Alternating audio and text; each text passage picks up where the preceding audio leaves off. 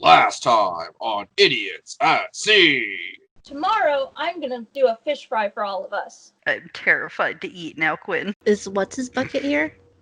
Cal would love a goat on his farm. He already has a few of them. You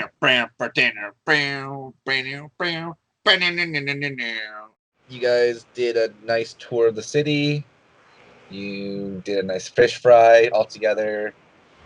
You helped a kindly elderly gentleman get his wares back because goblins stole it, and then those goblins got eaten by Hydra.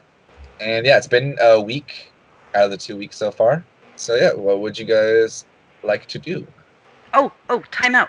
We gotta get the rock out of Cal's pocket. That's what we need to do first off. Yeah, we need to get the rock out of Cal's pants. Yes, please. Yeah, we do. The magic rock. I'm so happy Gotta I get actually his remembered rocks about off. that. I'm assuming you guys are all just gathering at Cal's house today then? Yeah, because we need to figure out who can even help us with getting the rock unattached to Cal. Or is he just doomed to forever have a rock in his pants? I really don't want that because it's a magical rock and I'm afraid of what it's gonna do. I mean... Well, actually, by this point, Cal, since you... Well, that's also, have you studied the rock at all? Cal's probably been working very hard not to pay attention to the rock because he's like, okay, this thing creepily came back to me. I'm just going to ignore it as best I can. Okay, so then since you haven't tried to mess with it, then you want to know what it does yet. Damn it, Cal, why are you such a coward? To be fair, he was told not to touch it. That's true. That's true, you guys did say don't touch it. Okay, so in that case, since you guys are congregating at Cal's house, he'll come out in the morning. Why is there an extra goat in my field? This is Joffrey. Joffrey. He's my pet goat. I saved him. And he's in my field? Uh-huh. Because... why? Because you have a field and I don't.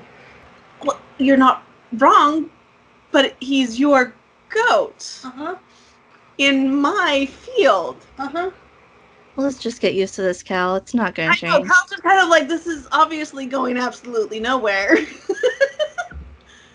Okay. Mm-hmm. Gonna go look at my horses now.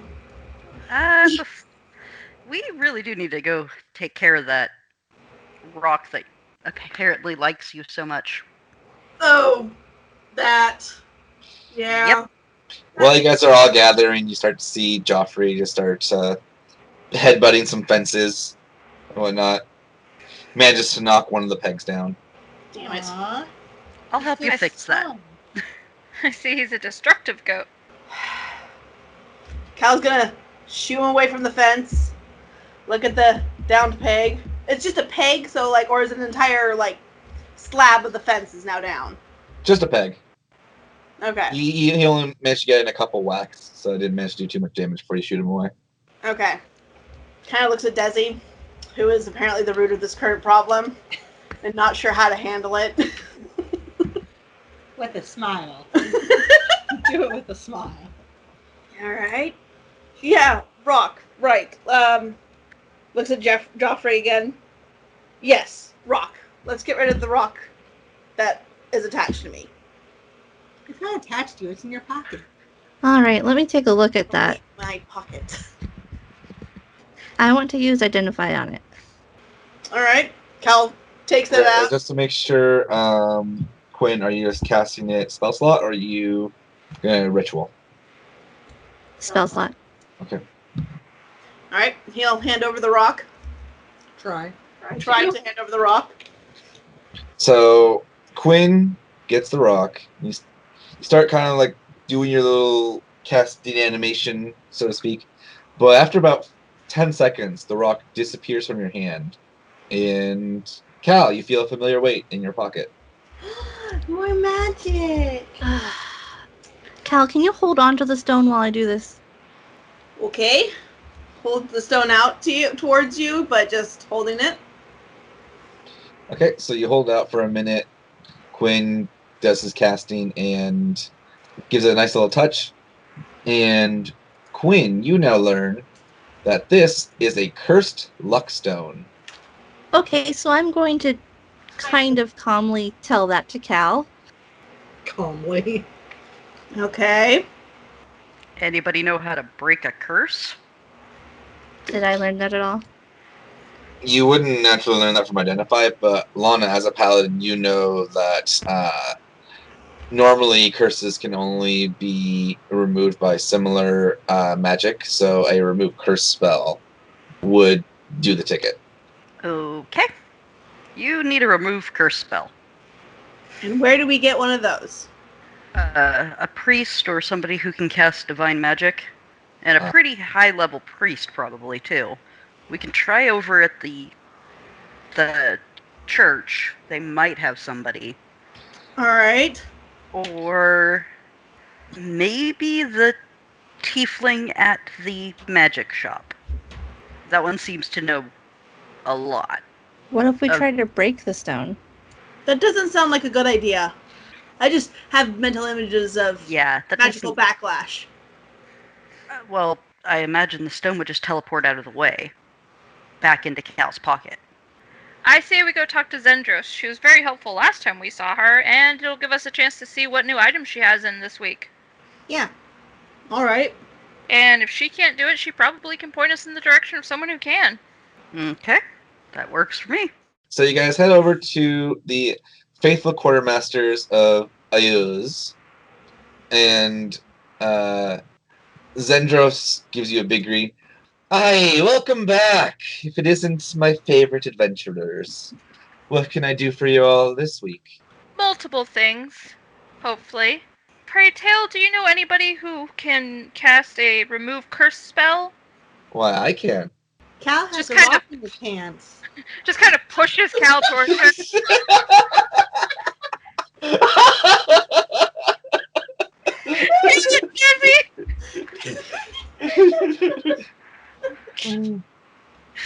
Upon hearing that Cal has a rock in his pants, Zendros is gonna eye him up and down and go, "Oh, does he now?" Uh-huh. Cal's going to just take the rock out and show it to her, like just completely silent, just because he can't even speak right And now. it's a big one. Oh yeah, I can definitely see it's a big Great, now Cal has a girlfriend. one. Cal just he still can't even speak right now. So The ultimate wingman Desi right there. Right? He has a cursed luck stone Mhm. stuck in his pants, essentially. Now, I must ask, do you just want the curse broken and keep the stone, or are you looking to part ways with it? what happens if the curse is broken and I keep the stone? Well, you'll be able to still use it, but you'll still be able to also get rid of it, so to speak. Effectively, the only thing that will remove is the forced bond that's happened with you. Okay. So he's gonna kind of look at the group. Do we want to keep said stone or get rid of said stone? I would say get rid of it. Okay. I mean, really, it's up to you, because you're the one that has it stuck in your pants. I'm good getting rid of it. In that case, I can offer you two options. I can either buy the stone for it from you, minus, of course, the fee for removing the curse, or I'd be willing to trade it for another one of my items. I'd like to see what items you have. Now, here's what I have for today. And she opens up her chest, and inside there is, you see, a scroll of some sort, a vial of dust, a potion, some horseshoes. There's another scroll, but this one seems to be made on like higher quality paper, a deck of cards, and a cloak. I want to know what the potion, the scrolls, and the dust is. She's going to go ahead and say, the scrolls. Well, this one right here, and she's going to pull up the more basic scroll. This is a scroll of sanctuary. Whereas this one, and she grabs the elaborate scroll, is a scroll of shape change. Very rare. The potion here, this is a potion of invulnerability. And the dust is dust of sneezing and choking. Shape change, you say? Aye. What are What? the horseshoes? These. This is very rare even for me. These are horseshoes of Zephyr. What do the horseshoes of Zephyr do? She's gonna go ahead and give a description, just to read off what the item actually does for you guys. These iron horseshoes come in a set of 4. While all 4 shoes are affixed to the hooves of a horse or similar creature, they allow the creature to move normally while floating 4 inches above the ground. This effect means the creature can cross or stand above non-solid or unstable surfaces, such as water or lava. The creature leaves no tracks and ignores difficult terrain. In addition, the creature can move at normal speed for up to 12 hours a day without suffering exhaustion from a forced march. Wow. Cal really wants those horseshoes. Is Cal very rich? No. Cal's probably going to be very disappointed. Yeah, I imagine, but he's just like, oh, I want them. What about if he trades it? Then he still needs a butt ton of money. Because this is a very rare wondrous item versus the Cursed Luckstone is a uncommon wondrous item. And then just for, let me find out like what she normally charges. Because even if I'm being nice, like I normally don't discount it for more than 50% for you guys. But if she were to sell this, yeah, if she were to sell this at a 50% discount to you guys, that'd still be 13,000 gold. Yeah, no, Cal can't have those. He wants them, but he cannot have them. Does anybody want to go ask the council members for a loan? I mean, you guys can. No one's saying. I'd rather not waste that goodwill. Right? Yeah, me neither. I'd like to have it, but there's, at this moment, no reason to. All right. Does anybody else have other questions about other items? Yes, Yeah. Zendros will say, if you want to do a straight trade, she will do a straight trade for the scroll. She'll actually throw in gold for the scroll sanctuary. The dust, she'll do a straight trade. The cards, she'll do a straight trade, and the cloak, she'll do a straight trade. What are is the cloak? She will tell you that the cloak is a cloak of elven kind, and the deck is a deck of illusions. Okay. Let me think for a second. How much for the Scroll of Sanctuary? Scroll of Sanctuary, I'd be willing to part with for, let's go with 40 gold pieces. What about the Potion of Invulnerability? The potion's a bit more rare. I'm afraid that I can't let this go for less than 1,000 gold pieces. Well, what does Cal want to do for his rock before we all start jumping on? He'd like the Cloak of Elven Kind. All right, that's a deal. She is going to go ahead and do a little bit of a chant, and suddenly you feel like a weight has been lifted off of you, Cal. And sure enough, you drop the stone on the table. You stare at it for a good 30 seconds, but that rock doesn't move. It's not coming back to you. Aww. I lost his rock friend. I'm okay with that. And she's going to go ahead and take the rock and go, here you are. And you now have a cloak of elven kind. So Cal's going to take off his current cloak and just put this one on to start attuning it. Okay. But yeah. And out of curiosity, did Desi buy the Scroll Sanctuary since he was asking about the price? I would like to, yes. Okay. So that'd be 40 gold then. Okay. How much is the deck of illusions? This is not quite common, but finding a deck with this many cards still is actually a rarity in itself. So I would say that I would need at least 150 gold for it. Never mind. Thank you. Anyone else want anything? I'm good this week. Thank you, though. Yeah, Ella doesn't really want anything. I mean, I would love to have the Potion of Invulnerability, but I don't have enough for it, so maybe another time. Nope, Cal's good as well. Okay. On the way out, Zendros is actually going to turn to you, Quinn, and call you over. Yes? I see the gauntlets you bought last time. The lovely lady is wearing them. Is that your doing? Or did you lose a bet? I'll just leave that to your imagination. Starts laughing and goes, "Aha! Loose lips do sink ships, after all."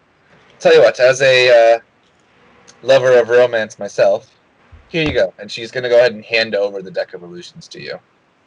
Oh. Thank you kindly. Is there anything else you want me to keep an eye out for in return? Well, as you know, I'm still looking for the apparatus. And I'm just going to go ahead and let you go. I'll catch up with everybody, I guess. So you guys have done your shopping for the day. You guys have removed Cal's curse. Is there anything else anyone would like to do? I know that I want to go to the empty net and I want to gamble with my loaded dice. So I guess first of all, I'm just going to assume everyone's just going to disperse for the week then. Yeah. Okay. Mhm. I'm going to let everyone pick 2 things to do over the course of the week. Okay? Let's go ahead and, just because Quinn already gave one of them. Quinn, what would you want? You want to go to the empty net and gamble, you said was one of them? Yes. Okay. So you go over to the empty net, and it's very easy to find some tables and things like that to play. Is there any particular type of game you're looking to find? Really something that has a low entry fee, but also a higher payout if possible. You managed to find some quote unquote beginners tables for some basic dice games. Okay. The guy who's running will go 1 gold buy-in. All right, and I'll lay down 1 gold piece. So the game starts going. You said you're using your loaded dice, correct? Yes. You play a couple rounds.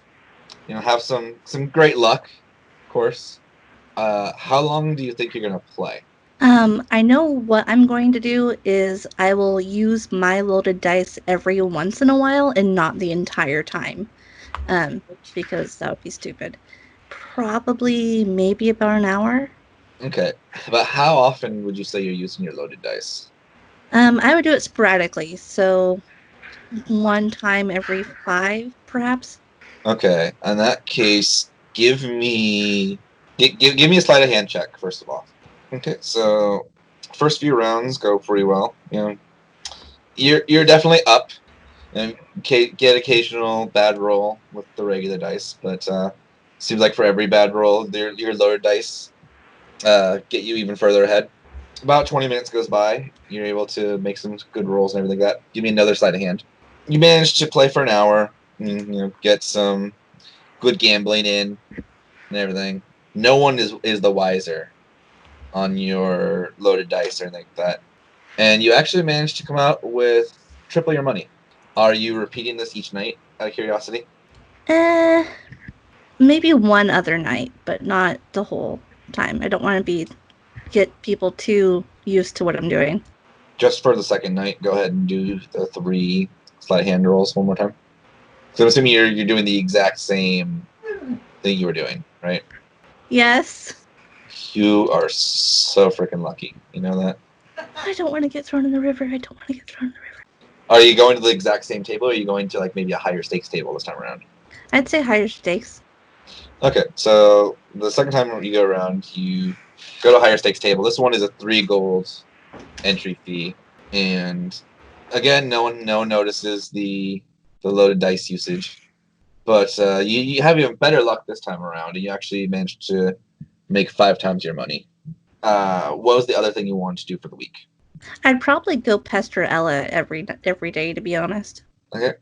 In that case, we'll have you come in on Ella's turn, in that case. So, speaking of Ella, let's move on to Ella. What are the 2 things you would like to do over the course of this week? So the 2 things Ella's going to do is she's going to work on turning those gems she got from the group into jewelry so she can sell them and get the group some more money. Okay.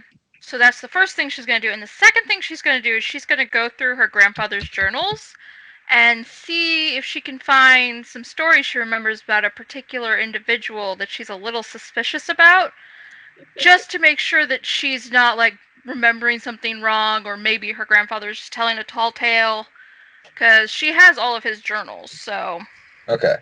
she's just So, going to kind of flip through them throughout the week to see if she can find any of the stories. I figured with the blue quartz, because it sounded like they were broken pieces, she'd probably turn those into earrings. Okay, so you're using both the quartz and the jade? Would she be able to do that? Over the course of the week, I would say you could. Okay. Provided she rolls well enough. Jeez. Yeah. I'm going to say, first off, are you just trying to just make generic items? Are you trying to make magic items?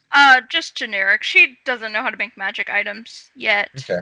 So she was just gonna make, like, she has, like, her own supplies she's putting into it, too, from her jeweler's kit and, like, whatnot. So I was thinking she'd make earrings out of the blue quartz and then 2 necklaces out of the jades. Okay. In that case, go ahead and give me a percentile roll, actually, for this. Oh, of course. 2 things of quartz and 2 things of jade. So go ahead and give me 3 more of those rolls. Okay. Oh, sure. That one didn't take. What was that one? That one was a 72. I'll count it if you want. Okay. Otherwise, I'll give you the option of re-rolling it if you really want to. But No, that one was actually kind of nice. okay. I need just 1 more then. Oh, you wanted... Sorry. Hold Yeah. on. What is 1 for each piece? 1 for each gemstone, because there's 2 blue quartzes and 2 jades. Wow, I rolled a lot of 20s on those. Okay. I just love that you're a fisherman, can't catch fish. I'm a jeweler, can't really make great jewelry. Mm. I know. At least you rolled that 172. Yeah. Okay, so you managed to make. You do succeed in making the quartz earrings. I'm gonna have to actually just make a thing of that because there's not like actual like earrings in here. Mm-hmm. I will say, let's see, because the quartz itself normally sells for 10, so I'll say that the set of earrings will sell together for 50. As for the jade, you actually do some carving with the jade. On the first one, you kind of don't quite get exactly how you want it, but you managed to salvage it into a little figurine. The other one, though, you feel super inspired, and Phil actually poses for you, and you manage to make a masterfully cut piece of jade in the shape of an octopus. Beautiful. And I'm assuming you're going to go ahead and sell both of those, or sell Yes. all 3 of those. Okay. Yeah. Are you selling them just for yourself or for the party? She would sell them for the party. So she'd sell them and then she'd go take everybody their cut. Okay. In that case, let's see. You managed to get 175 gold pieces for your work, which now has been distributed among the party. Okay. And then what was the second thing you said you wanted to do? She was gonna flip through her grandfather's journals and see if she can find any stories about Quinn. Because Okay. she recalls her grandfather telling her stories, but she also is like, he told so many stories, I could be misremembering something. So she wants to kind of see if she can find any of the stories he used to tell. Okay. In that case, give me an investigation check. You said you've read through these before too, right? Yeah, she reads these pretty regularly. Make it at advantage then. You scroll through and you actually find an entry from one of the attacks of the Sea Princes. Based on the date, it looks to be about 40 years ago. Okay. And it talks about how your grandpa was actually attacked just because they snuck up on the docks and raided the area. But a dashing swashbuckler that has very similar characteristics to someone you know, but sadly isn't mentioned by name, is said to have fought off the Sea Princes that attacked him. And when asked for his name, he just said, "You can call me Captain." Okay. But Alright. you do at least recognize that some of the physical characteristics that are described match up. But no name. No name. However, while you're reading, you do happen to see your lovely Captain compatriot come by and try and do some smooth talking. This will be interesting. Hello, love. She just kind of slowly closes her grandfather's journal. Hello, Quinn. What's What are you up? up to today? Oh, it was just such a lovely day. I thought I'd sit here with my feet in the water and read some stories. Stories, you say? Yes, stories. Mind telling me a few? Your voice is quite enchanting.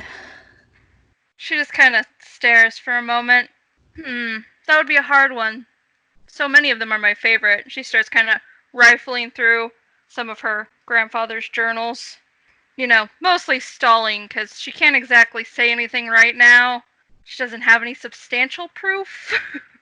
If you want, I can roll like a percentile and give you a story if you want to. I mean, if you're okay with it, I can make one up. I mean, if you have one in mind, go for it. Otherwise, I don't mind just throwing something together real quick. I just don't want to take away from backstory if you have something in mind. I mean, I was thinking she would just read the story of when her grandfather found her grandmother. All right, That's one of her favorites. Alright. Hold on. It's story time. Ella she's gonna grab one that's a very worn out journal. She's clearly read this several dozen times. That's quite tattered, Quinn. loved. Yes, All right. well, this is my favorite part. She just kind of holds the book against her chest. I'm gonna put my feet up and get in a nice, relaxed, suave Gaston pose. Thank you for understanding the reference. She's going to open the book, clear her throat. Real quick, I'm just going to say, Quinn, give me an acrobatics check for as you're posing. Damn it. Acrobatics. What are you afraid of? Quinn rolls great rolls. Oh, yeah. Okay, good. Jesus Christ.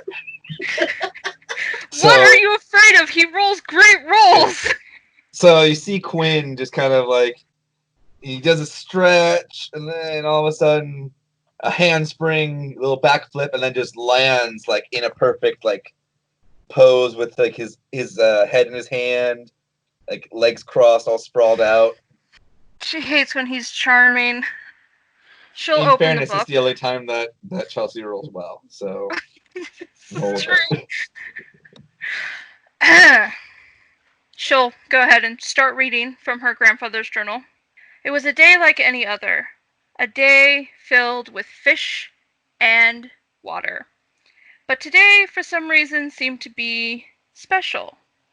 For today there was a traveler who came into our town. I'd never seen such a beauty before as the one that set forth upon our town. With hair as dark as the night and eyes as blue as the crystal sea, for never before had I seen a beauty such as she. With songs and stories that enticed us into the night, I just couldn't take my eyes off of the goddess before me. She'll go on to read about how he was, basically entranced by her beauty and grace and managed to win her over, yada yada yada. So this all happened in one night? She just kind of chuckles. Yeah, he's not very good at keeping dates. But if you ask my grandmother, she also agrees that it was love at first sight. Oh, is she still around? She just kind of closes the book. Yep. Sets it down. Where might she be? Oh, she lives with my uncle. She runs a library over in Seaton. Interesting. Maybe I should meet her sometime. She just kind of stares for a moment. I don't recommend it. Eh? I mean, that sounds like a great idea. She's gonna start cleaning up her books to put them away. Alright, well, thank you for the story, love. I shall be off. Enjoy. All right, then. That was eventful. And we're just going to say, we'll say that happens just a couple more times since you're studying over the week and he's visiting you over the week. So you have a couple more interactions of similar merit. And then let's go ahead and what does Cal want to do for this week? So the first thing that Cal's going to want to do is read that book he got about the Philosopher's Stone. Okay. In that case, give me an Arcana check. He knows nothing. Yeah, Cal, you are starting to wonder if this is even common. Okay. Because there's so many big words and words you've never even heard used in conversation before. Well, it's because he doesn't have conversations. Horse. Thank goodness Ella's not the only one who rolls low, okay? All right. In case, so he's gonna do that, and then he's going to give the book to sell to Lana, because he can't make heads or tails of it. Okay. Let me go ahead and find book. So it does take a bit to find a buyer, but eventually you're able to find a buyer, and congratulations, everyone now gets an additional 5 gold because it sold for 25 gold. Nice. All right. Dang it. Kel really wants to train his horses, but at the same time, he kind of wants to try to make something with his herbalism kit. Yeah, I mean, it's up to you. I know. I will say, just for potential ease for you, working on training your horses, I will say, would count as your career, right? Yeah. So you'd be able to potentially make some money doing that too.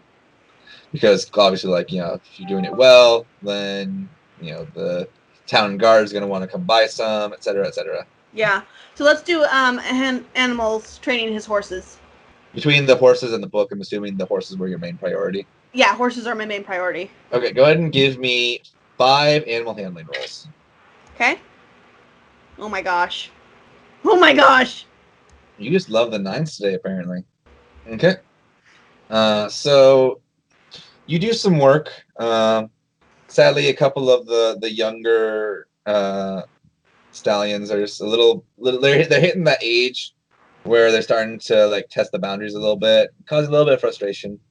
But one of the ones you've been working with, you feel like you finally get a connection, and you're actually able to get him to jump over some fences on command as you're riding. Luckily for you, actually, Eleander comes walking up as you succeed in this and immediately buys the horse, like, on sight. Sweet. So he even throws in a little bit of a bonus for you, and you make 150 gold. Ooh. And now, since this is your business, this is up to you whether you want to keep this personally or not, or if you want to distribute it. I mean, it is my business. This is my own personal livelihood. Hmm. But I will give a portion of it to the group. Okay. How much did I make? 150? Let's give 10% to the group, so 15. 15 gold to the group. Yeah, enough to cover my part of the thing, plus a little extra. The weekly. Okay. So I was gonna say, like, now just, you mean 15 general or 15 each? General. Okay. Congratulations, everyone made 3 gold. And Eleander is the captain of the guard? Yes. Cal be rolling in money compared to everyone else now. Okay. I mean, that's my 2 things, so. Okay. In that case, let's move on to Desi. Well, I mean, I would like to look at the magical properties of Herbs and Flower book. Kind of Okay. look over that guy.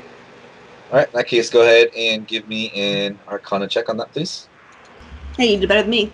Yeah. After reading it for a while, you start to get an idea of maybe if you had some stronger herbs, you could make some more potent healing potions. But you're not quite sure where you could find them yet, or if you would need to change ingredients. But you're starting to get a little bit more of like, hey, maybe I can combine these other things to make some new effects. You're just not quite sure what it would make yet. Okay. But you feel inspired. Okay. Well, since I do go every morning to check on Joffrey, I would like to explore Cal's farm area and look and see what herbs and things I can find. Just kind of looking around, see if there's anything. Right. And that's your other. You say the 2 things are searching for herbs and reading your book. Then. Yes. Okay. In that case, go ahead and give me 7 survival checks because you're checking each day. Ouch. So there's a few times you go out there and you don't find anything really of value. One of the days, though, you manage to find a bunch of mushrooms, which you recognize as the potion of healing mushrooms you've been using. Okay. So you gather up a good chunk of those. And then there's a couple of days you find this weird kind of slime that you have no idea what it does, but it's very pretty. Ooh. So you make sure to gather some. Do I have to put that in my inventory or just make a note of those? I think I've been putting the mushrooms as a note. Go ahead and just put in a note. Okay. Yeah, so that's what you find. Okay, and then that brings us to Lana. What would you like to do over the course of the week? Well, first I have a question. Sure. Other than the task force, what is my job? Like, I'm still military. So is there something I need to be doing in my downtime for that portion? I will say if you want to actually like work and do career stuff, Eleander is always looking for people to help out the town guard. You were specifically brought in by Anders as a favor to help out, and technically, as far as your like military designation is, you are designated as Anders' bodyguard right now. Oh, okay. I get the cushy job up at this rank. Okay. Yeah. But yeah, no. Eleander is always willing to hire volunteers who want to help protect the town. And if you want to ask around, you could potentially even find other avenues of like mercenary work and things like that too. You just need to find the right people to ask. Okay. Well, first I need to do a small shopping run of mundane items. Okay. I can tell you what they are, or I can just put them in my inventory. It's up to you. I don't care.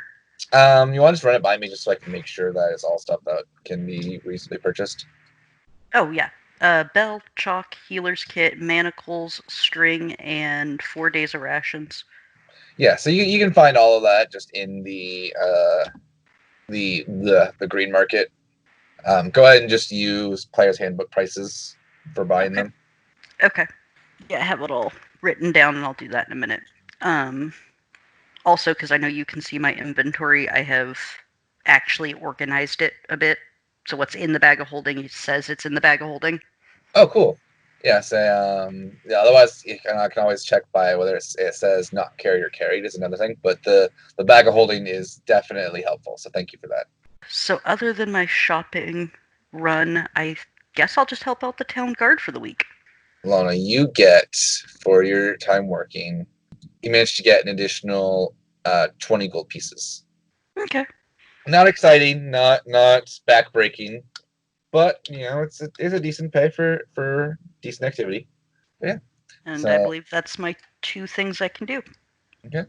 All right. So the week goes by, and the council calls you guys over on the night of the new moon. So they pull you guys over and say that tonight should be the night that the ship comes back in.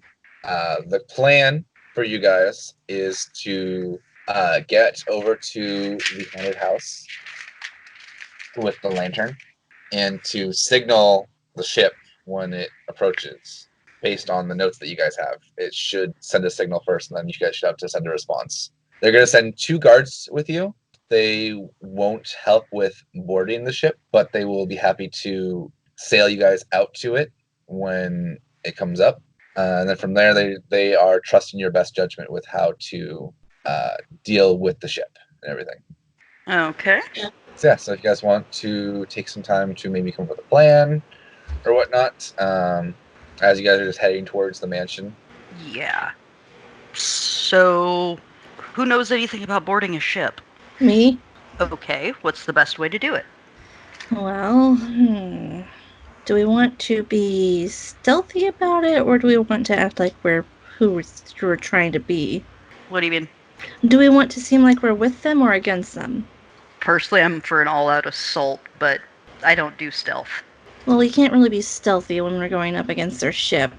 What we could do is we could go about somehow anchoring our boat to theirs and swinging over to their boat and doing an all-out assault. We could have a few of us pretend to be the smugglers and sneak aboard the ship with a ramp and then get everybody else on board and then attack them. It really depends on which route we want to go. And with it being a new moon, I will point out Ella's hair is hella short right now. Like, not even chin length, it's very short.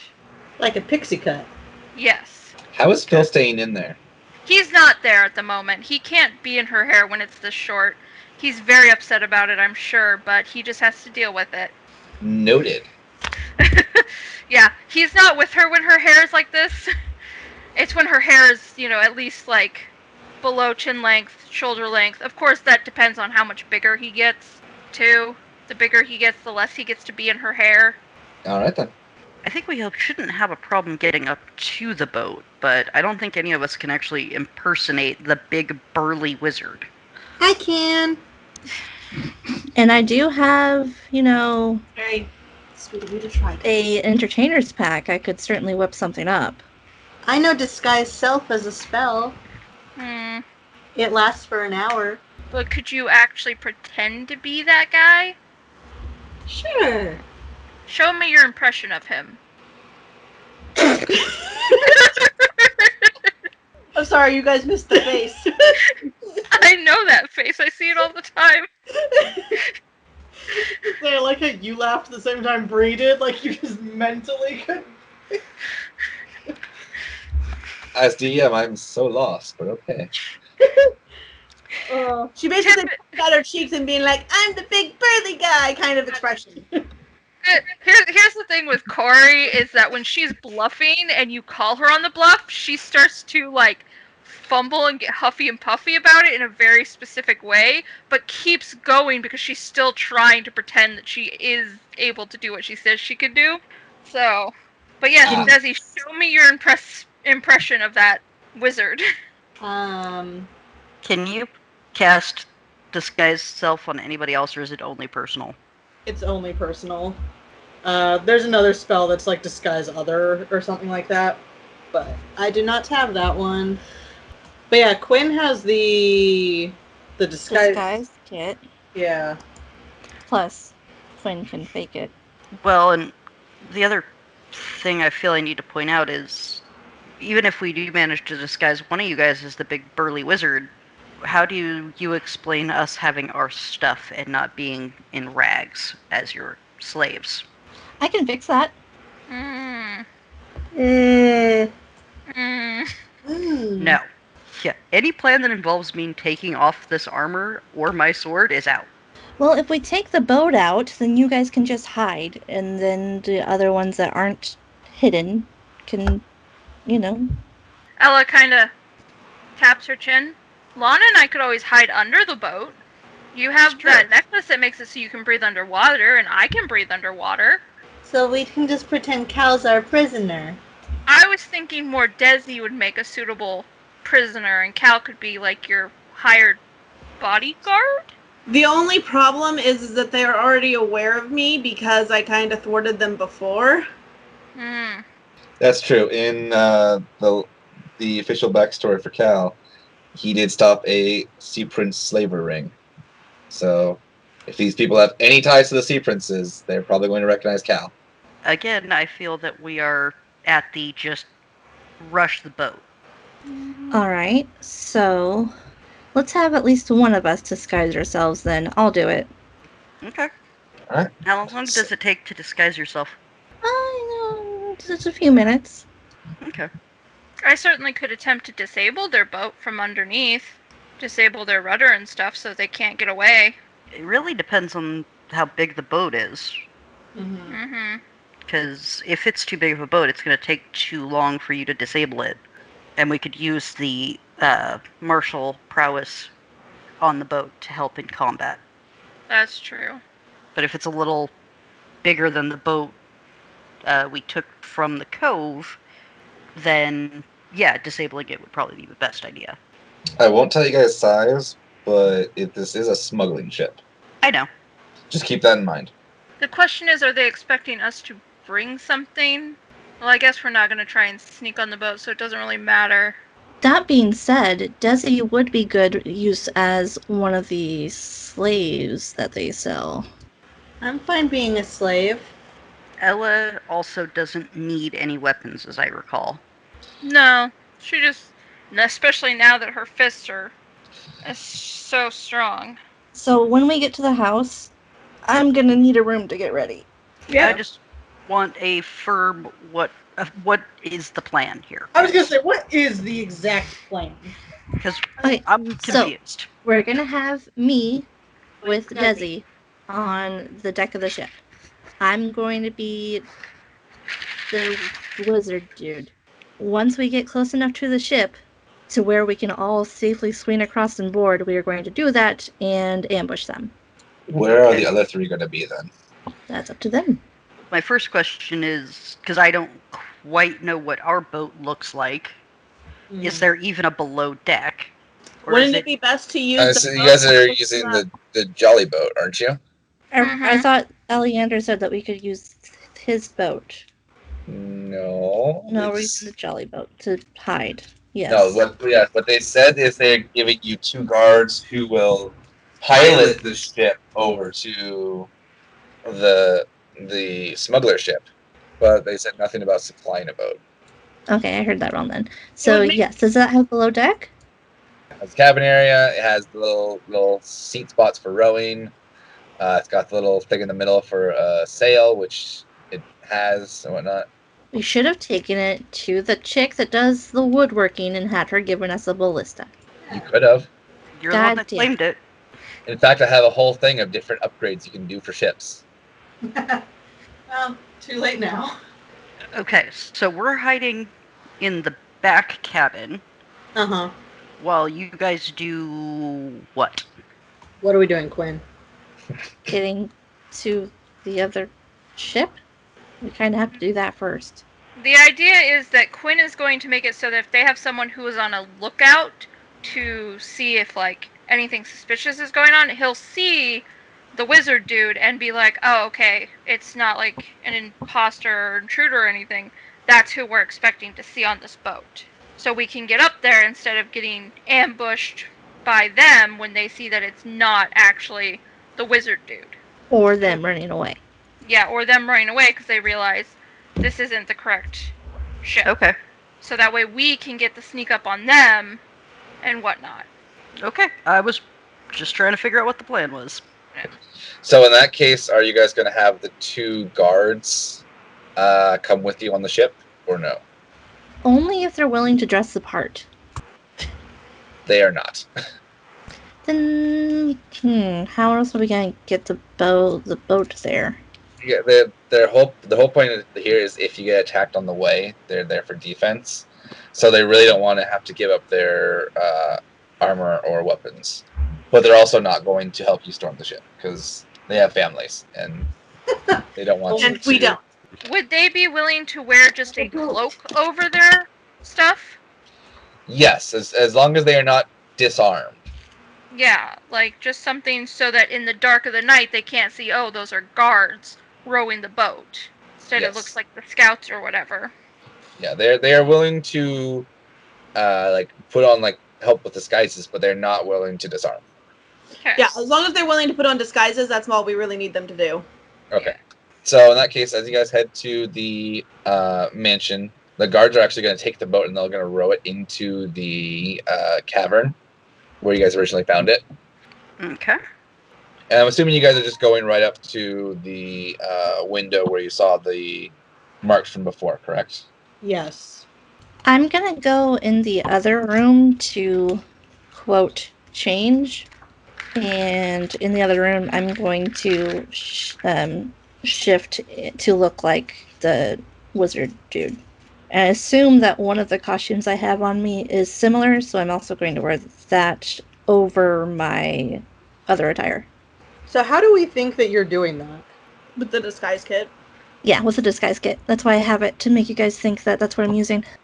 I was just making sure because, like, yeah, I didn't realize the disguise kits lets you change like your entire appearance. The disguise kit is specifically for like adjusting your basic looks, like it's wigs, makeup, things like that. So it's Uh-huh. not costumes; it's facial changes. Okay. Okay. Cool. Like the And- best way I could describe it is she pretty much has a stylist in her pocket. Okay. Yeah, I would just I don't know what they all do, so I was just making sure that we as characters would be like, oh yeah, that's totally something he can do. Okay. I mean, we might be a little suspicious about how good it is. I mean, you guys probably aren't getting close enough, and Desi doesn't. No, Desi won't. Desi won't. Desi will be like, know. oh god, that's so amazing. I mean, it also, in all fairness, part of it also depends on how Quinn does this. So, Yeah. are you changing to exactly Sambalet. I'm going to change to similar to Sambalet. Okay, I guess the big thing is your height adjusting at all? No. Okay, noted. Wait, how tall was Sambalet? Almost 7 feet tall. Jesus Christ. Like, he should not have been a wizard. He should have been a barbarian. Wear some high heels. Yeah, I'm going to get closer, like maybe at a head. So, where like, instead of 5'6", you maybe like 5'9" or so. closer to 6. Okay. So after a bit, you guys see Quinn, or who you assume was Quinn, because clearly, like, this is a very, very good disguise. Like, you guys almost think it's. If it weren't for the fact that you know that Sambalet is a blood stain on the wall downstairs, you would think that he just walked out of the room, minus a foot of height. But Okay. Sorry, Ella's just literally staring like, how the hell? Wow. Yes, we're ready. Assuming the sun's actually down and we can do this. To the boat. the sun is setting as you guys are getting ready Okay. right now. Okay. First we have to To the signal. boat. You guys head to the room with the window, and the sun sets. You guys wait about hour and a half, 2 hours or so, and then all of a sudden you see a light out at the sea, and it's comes in a long flash, followed by 3 short flashes. Do we know what that means? It says, is it safe? Yeah, so you guys should have known what it means because I told you a couple times and told you to write it down. The next one, what we would respond is short, long, short, long. Okay. I'll let Ella take over the lantern. Ella, you go ahead and you Yeah, do the short, long sign, and they respond with long, long, long. Okay. Says they're ready to unload. Looks like we get to go meet them now. To the boat. You guys head down to the boat, and just to make sure, so I know what it was. It was Quinn disguised as Sambalet in the front, with Desi dressed as a slave, and then Ella, Cal, and Lana are hiding in the back. Correct? Yes. Yes. Uh-huh. And then the 2 guards just throw on cloaks and are steering the ship.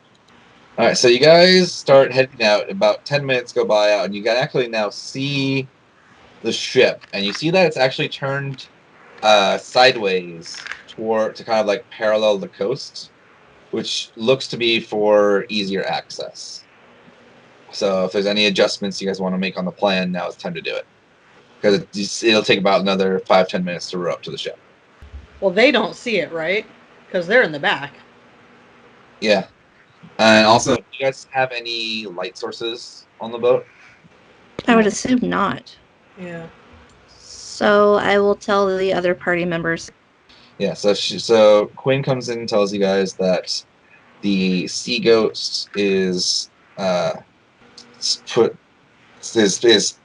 sideways, effectively paralleling the shore, with the starboard side is facing towards land. Do we now know how big the boat is? You guys can see that it's a pretty sizable boat. Let me see if I can find the exact dimensions for you to give real quick. How does it compare to what we're on? Yours is a lot smaller. Like, yours would be the emergency boat on their boat. Oh wow. Theirs might is be an a bit- actual ship. Yes, exactly. We don't know how many people are on this ship, do we? Nope. Yeah, you guys have no clue. Okay. So the name of the vessel, Sea Ghost, is painted on both sides of the prow. It is a length of nearly 90 feet, a beam of 26 feet, a draft of 8 feet, and stands 9 feet above the waterline to the top of its main deck rails, and 17 feet above the waterline to the top of both its forecastle and poop deck. It's a nice boat. So yeah, so you guys are you guys going to continue with the plan, just sail straight at it? I think we should come along next to its side. Can it be parallel to it? Starboard side or port side? Ship-wise, it would be safer for us to be starboard side, but knowing Smuggler is probably the other side of port. Does that sound good to everyone? Yep. Fine with me. Sure. All right. So Quinn, you go ahead and tell the guards who are rowing the boat to instead take you guys around to the port side. And they managed to do a good job of getting around to the point where you're not even sure if the people on the ship even noticed you yet. But you guys are now parallel to the port side of the ship. Okay, so I want to get close to their side and check to see if they've noticed us at all. Okay, so are you trying to climb up then? Or are you just looking up? First, I want to look up, and then after that, I will probably climb. Okay. You look up, but you don't see anyone on this side of the ship. It's just dark. You do see a little bit of what looks like maybe a light source on the other side, but from where you're at, you can't quite make it out. If I put my goggles on, would that change anything? You can now clearly see that there is no person, but you still can't see what the light source is. However, you are now able to read the fact that it says Sea Ghost on the side. Okay, so I'm going to signal to Desi to quietly get the other people, and I'm going to start climbing up. I'm just gonna use message and tell them. Okay, so in the case, the three of you get a psychic message in your head from Desi saying that you guys have pulled up to the port side of the ship, but they can't see anyone. Got it. Okay. And then Quinn, how are you trying to get up? Are you just climbing the side of the hull? Are you throwing a rope up? Are you jumping and hoping you can clear 7 feet? I would assume that they would have something on the side of the ship, like, because normally there's some type of rope netting on the side of the ship. So I'm going to see if there's something like that first to climb onto. There is nothing on the port side. Okay, so then... You want a lift? What? Do you want a lift? Yes. I will happily lift Quinn up so she can scramble up the last bit. Okay, in that case, Quinn, make an athletics check at advantage, please. All right, so Quinn, you managed to, with the help of Lana, you climb your way up and get onto the deck of the ship. Okay, so I want to crouch down to where I'm not seen and tie one end of my rope to the railing, I'm assuming is right there, and throw the other end down to my crew. Okay, make a stealth check. So you get over to the boat, and you hear one of the bands go, "Do you hear something?" The other goes, "Just the wind." Kind of just go back to searching out. And so you're tying the rope to the side of the boat from where you initially climbed up, right? Yes. Since you're moving. Oh, no! Luckily for you, you go over there a bit and you start tying the rope, but unfortunately your thumb gets caught in the rope as you're tightening it, and just instinctively just go, "God damn it!" You at least get the rope tied, but the two bandits turn around and go, "What the fuck was that?" Bandit 2 is going to come over. In that case, he's going to go, "Wait a second. Is that you, Sambalet?" Why, yes, it is. I've returned. What do you have for me today? Did you shrink since I last saw you? Oh, the boots. I changed my boots.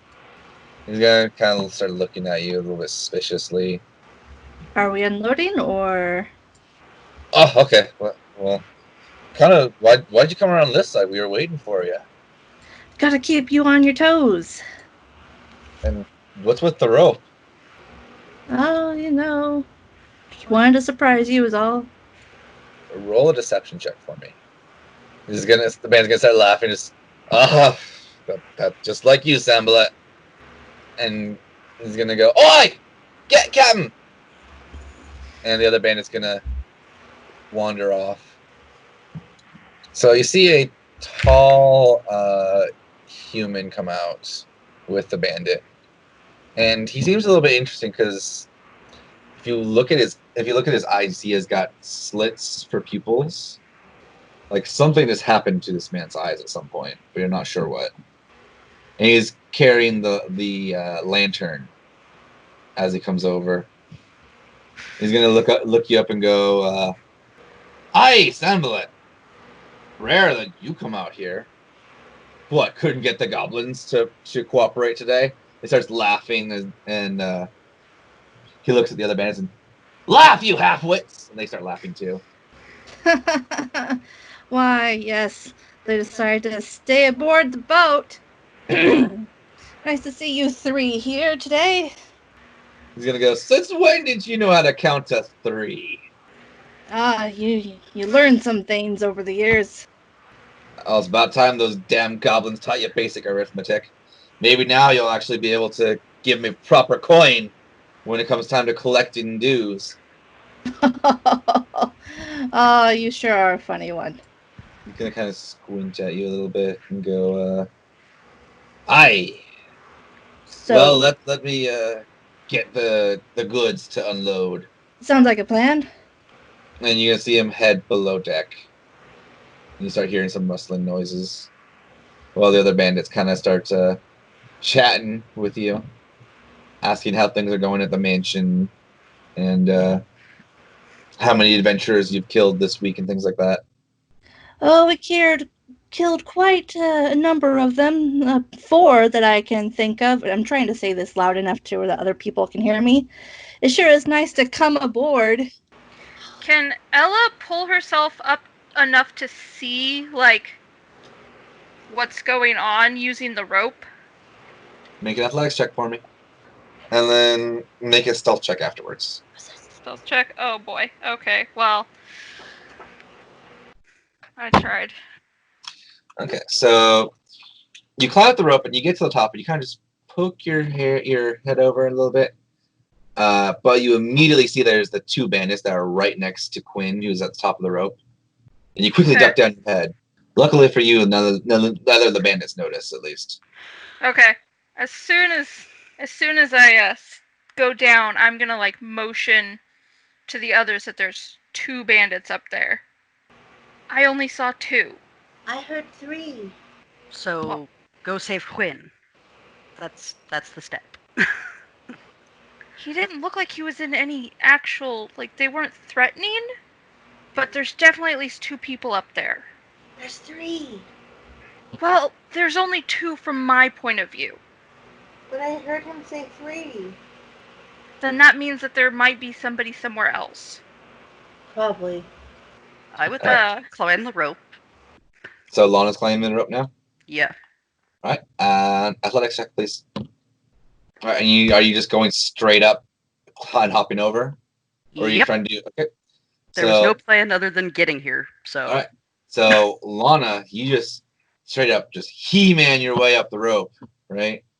And then just whoosh, and jump over, and then hear one of the band go, "What the fuck?" So nice of you to join us today, Lana. I'm gonna take that as a cue as Ella should also follow suit. Alright, Ella, you climb up and you hop over the wall, and this time the other bandit goes, "What the fuck?" How do you like my 2 ladies, boys? And they're gonna pull out their scimitars, and now we're rolling initiative. Sorry to interrupt this recording of our D&D session. This is Corey, the player for Desi, and I'm just doing a quick little thing to say, so the past couple videos had the rolls up on the screen, but the reason I haven't been knocking these out that quickly and uploading them is because that takes a really long time to do, and I just don't got the time for it anymore. So from here on out, it's just going to have the voice with no rolls up on screen. Sorry about that, but if you want to hear these sooner rather than later, it's just gotta be what happens. So yeah, anyway, let's continue on with our story. Can't wait to see what happens. I say like I wasn't there. Alright, back to it. We'll start off initiative with the captain. I'm going to move here. and attack bandit number 2 with Vicious Mockery. Okay. Go pose in front of the mirror some more, you duck-kneed, dung-munching crap sack. So the band's just gonna go ahead and look at you and go, "The fuck you say?" I understood like 2 words of that. Anything else? Since the other 2 are still down there, can I give one of them Bardic Inspiration? I will say, Ella or Lana, now that they're up on the ship, they could hear you. But the other 2, since they're down on the other boat, I have to make a percentile roll to determine whether they could actually hear you or not. Okay, I want to try to give it to Desi since she's the lowest. Okay. Desi, go ahead and make a perception check at disadvantage as well. So you barely managed to hear Quinn do a little bit of a song. Then Bandit 1, now having seen a paladin hop over the side of the ship, gonna go ahead and pull out a scimitar and swing at Lana. He manages to almost get it in a hole in the chainmail, but just barely manages to not quite get all the way through. Oh, now I'm a little angry at you. On that note, it is Lana's turn. Oh yeah, let's go here, make a little room, and attack bandit number 1 with my longsword, and he counts as flanked because Quinn's there, right? Correct. That's a hit. Roll your damage. So you just kind of do a quick little flourish and stab him right in the stomach, and you can see he's just bent over in pain and bleeding. Anything else you want to do for your turn? Nope. All right. That brings us to Ella. I'm gonna hit bandit number 2 with my quarterstaff. That's a hit. Yeah, so you do a quick little spin, you slap him aside the head with it, and you manage to just chunk him pretty hard. You watch some teeth go flying out. Oof. Not that he had too many in there to begin with, but You took his last 2. I would almost feel bad about it if it wasn't for the fact that he's a smuggler and a bandit. Alright, and then I guess I'll go ahead and use my fists for my bonus action. okay. That's a hit. So roll damage. How do you want to do it? We're good killing these guys, right, Lana? Mhm. Okay, then I'm gonna fucking go for the hitting him good old uppercut again. It's fucking, let's show him what I'm made of right out the door. All right. So you go ahead and you just kind of duck down and uppercut your way through, and you can feel like his jaw gets so dislocated that it almost like it just keeps going with your fist. And you're pretty sure you managed to lodge his jawbone into his brain and kill him. Yeah, it's unfortunate, dude, but crime does not pay. Anything else? You still have your movement. I will go ahead and move. No, I'll stay right where I am. Also, just to show you guys, because I don't think I quite grasped it, just so you can see like where doors are for after this. Doors, right? Yep. Doors and stairs. Yes. Right. All right, that brings us to Cal's turn. Well, Cal needs to get on deck, so I'm assuming that means I need to climb the rope. You don't have to climb the rope. You can do other ways to get up, but that's probably the easiest. Well, except for I would be doing an athletics check, and I have 0 in my athletics check. I mean, that's fair, but it's also a rope. And it's a dry rope at that, so. Okay, I'm going to climb the rope up. All right, athletics, please. Oh, yeah, no, you just climb like a person possessed, and boop, boop. Yay! Is that my action? That was your movement. That was my movement? Yes. Okay. Well, I'm gonna go ahead and come up. I see a bandit in front of me. I'm going to attack it. All right, make your attack roll. What are you using to attack, just out of My curiosity? rapier, because I'm right next to him. Okay, just want to make sure. Yeah, roll your attack. My whip here. You just had to make sure in case you're trying to do something like shoot a crossbow at him at 5 feet or something. Ah, Okay, that hits. okay. And then I need to roll this plus my sneak attack. How do you want to do it? Hey now. Real talk. Yeah, no. How do you want to do it? You literally had to roll a 1 plus your bonus, and you Oh, did okay. it. So And that's what she got. Then that is what I got. yeah, I would be very concerned if you managed to roll a 0, but Hey, You know what? Don't put it past me. happens. roll a number that doesn't even exist on the die. Good job.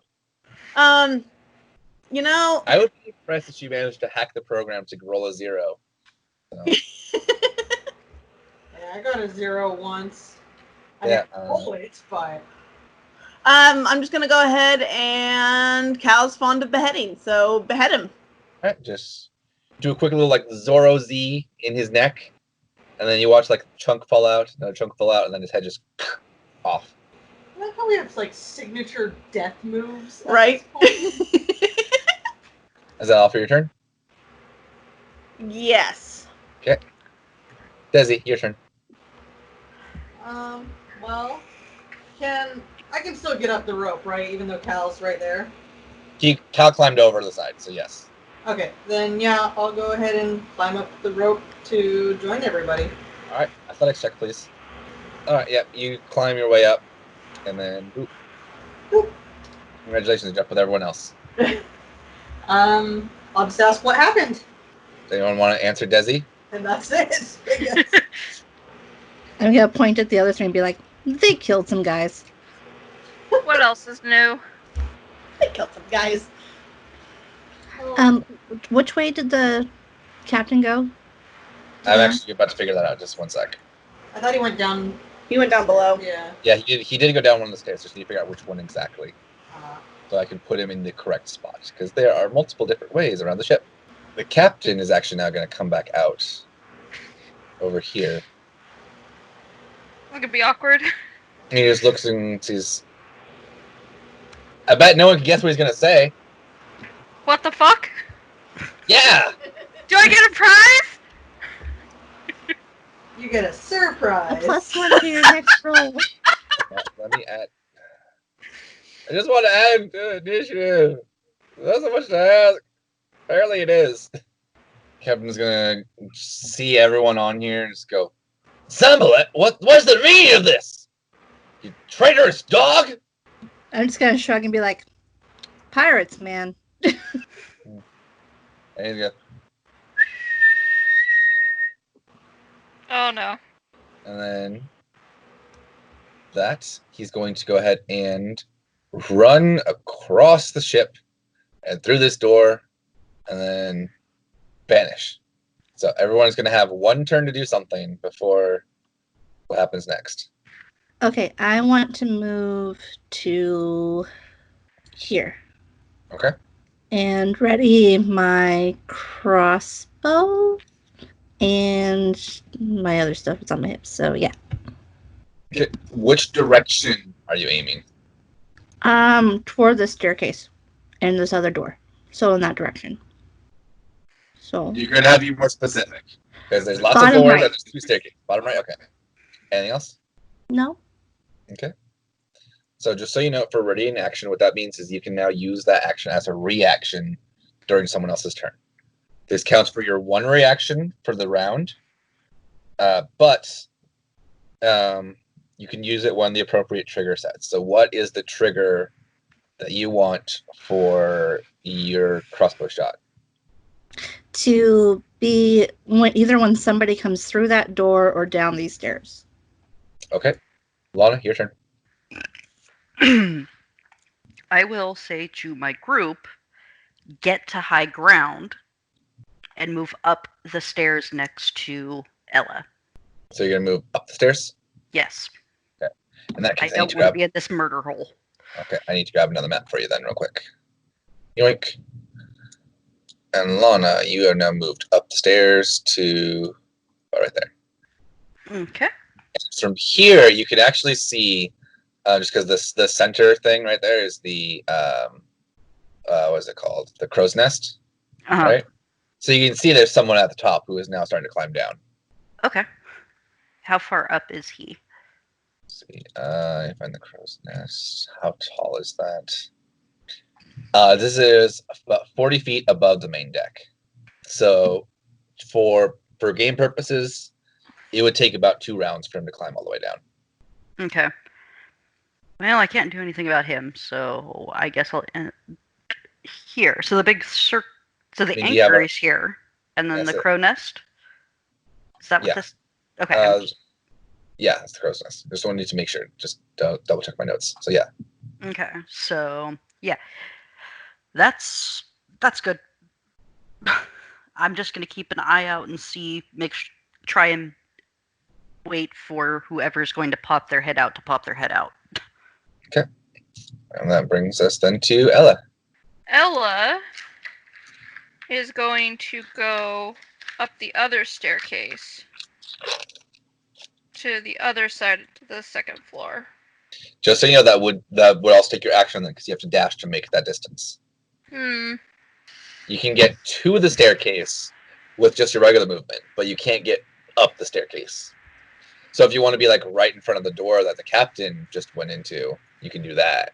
Actually, she's gonna come down here and she's gonna watch Quinn's back, so she'll face the other direction. Be ready in case someone comes out that way. Okay. Are you ready in action? She doesn't have like a crossbow or anything, but yeah, I guess with her quarterstaff. You can still ready in action like that. It's just you'll be a Okay. bit more limited because it'll have to be someone comes into range of the quarterstaff for you to use it. Mm-hmm. But if someone does, you can still do that. Okay. Yeah, then I'll do that. Okay. Brings us to Cal. Kel's gonna go up the same stairs that Lana went up. Okay. In that case, we do boop. And I'm gonna ready my crossbow. Am I able to aim towards the other map? Yes, you can. You are about another 6-7 feet above them, right? Mm-hmm. But you have to be like essentially right on the edge, like where Lana is. And I can't go where the wheel spoke is, right? Like right here? I believe that's supposed to just represent the steering wheel, but That looks like it's for the anchor. The yeah, actually, yeah, that's to roll up the anchor. Never mind. Yeah, so you can go up kind of against it, but it would be difficult terrain moving through it. Do I need to do an athletics check to move through it? No, what difficult terrain does is it means it takes twice your movement to move through it. Would I be able to move? Basically, I want to know if I can move there. You can move there, yes. Okay. But just like, let's say you want to move out, right? It would take at least 15 feet of movement to get out. Okay. And then you are ready in your crossbow as well? Yes, So- for if anyone comes out on any of those 4 doors or the down the stairs. Does she not see the guy in the crow's nest? What? Have you looked up as you're going up, or are you focusing on the deck? Are you talking to me or Lana? Talking to you, Bree. Oh. What's the question? Would you have looked up at all as you're doing any of this, or are you just focusing on the main deck? Well, I know that there's a crow's nest, so I probably would have looked up. Okay, then yeah, you would have seen the bandits that's up there as well, starting to get ready to climb down. Oh, okay. In which case, if I see him already, am I able to just straight up do an attack on him? It's 40 feet up, just so you know. Okay. As far as you can, but I just need to double check what your range is. I want to say 60, but I'm not positive. Your crossbow has a range of 80, 320, so yes, you can make the shot if you wanted to. See, now if I'm attacking him, though, I don't need to be in this position badly.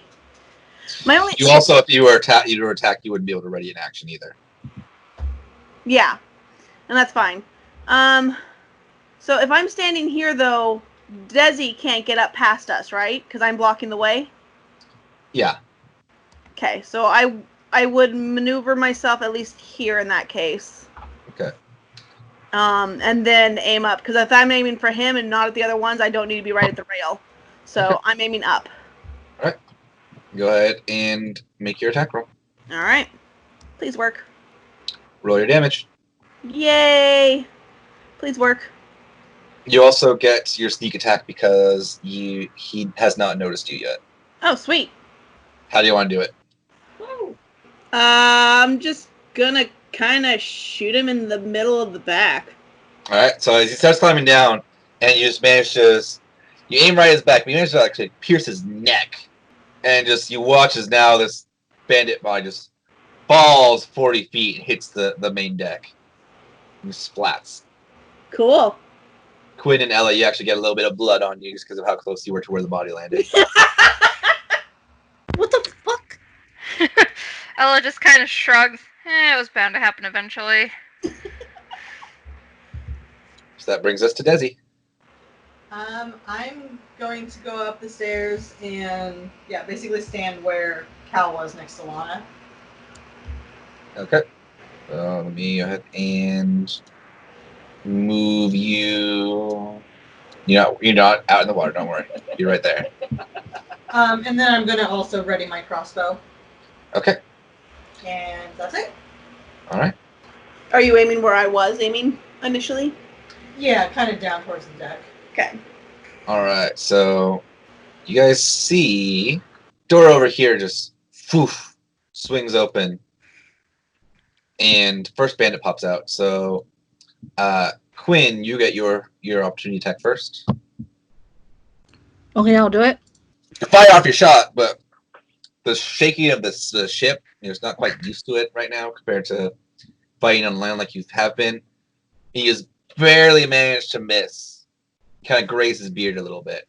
So now, Desi, your turn to try and do an opportunity attack. Okay. So I'm just going to shoot at bandit 1. As with Quinn, the shaking of the ship, you're just not used to it. This isn't like your woods, It's there's constant movement going on. So you kind of manage to shoot, and you actually kind of hit the other side from Quinn. All right, I tried. But he's going to come on over to where Quinn is and take a swing. Ouchies. Oh no. Yeah, and you already had some damage, huh? It got undone because. That's right. But this guy clearly angry that he managed to he has a little crossbow mark in his beard now. Just pulls out his scimitar and just stabs you right in the liver, and you take 6 points of damage. I need that for drinking. Next one shows up. He's also gonna go run over and take a swing at Quinn. That's rude. Oh my fucking god. So these guys are clearly angry, and they're just traitor, and he stabs you in your appendix, and you take another 4 slashing damage. What is it with these guys and stealing my not so vital, my organs? They're Next just stabbing them. He's actually going to come out on this side, and is going to come over to Ella, and just goes, "Fucking bitch!" and just stabs you in the arm. Ew. And you take 5 damage. Rude much. But you do get your opportunity attack because he ran into your range. Okay. Did that take... Nope. Damn it. What That was was a it? 16. So it would have been 22. Okay, well that'd be a hit, so I'll keep it. So roll your damage. Something. So you kind of get angry and just go, "Who are you calling a bitch?" And you slap him in the face, and you also deal 5 damage to him. We literally just bitch slapped each other. Yeah, you did. And next one's gonna come out. Also gonna swing at Ella, and then this one's kind of the slow one. "Don't hurt friend!" And he kind of stabs you in the finger, Ew. and you take 2 damage. And then last one is also gonna come out from where the others were. And this one, he's gonna try and be a bit more intelligent than his friends. He's gonna go ahead and pull out his crossbow and shoot at the upper deck up at Desi, but doesn't manage to aim high enough and kind of just pierces the door below you. Good. Nothing from the captain though. He's kind of still off somewhere that you're not sure of.